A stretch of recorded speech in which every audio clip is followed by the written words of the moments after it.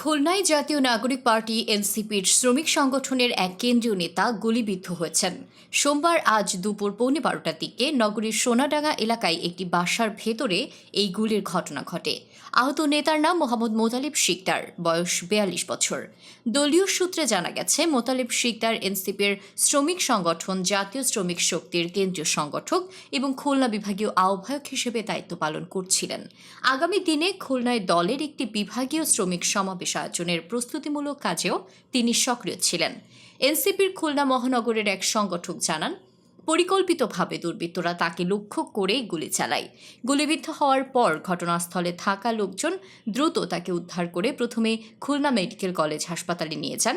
পরে মাথায় আঘাতের আশঙ্কায় উন্নত পরীক্ষার জন্য তাকে একটি বেসরকারি ডায়াগনস্টিক সেন্টারে স্থানান্তর করা হয়। এদিকে এ ঘটনার সত্যতা নিশ্চিত করে সোনাডাঙ্গা থানার পরিদর্শক তদন্ত অনিমেষ মণ্ডল জানান, সোনাডাঙ্গা এলাকার গাজী মেডিকেল কলেজ হাসপাতালের পেছনের একটি বাসার ভেতরে এই গুলির ঘটনা ঘটে। কারা এই হামলার সঙ্গে জড়িত এবং কী কারণে গুলি করা হয়েছে তা খতিয়ে দেখা হচ্ছে।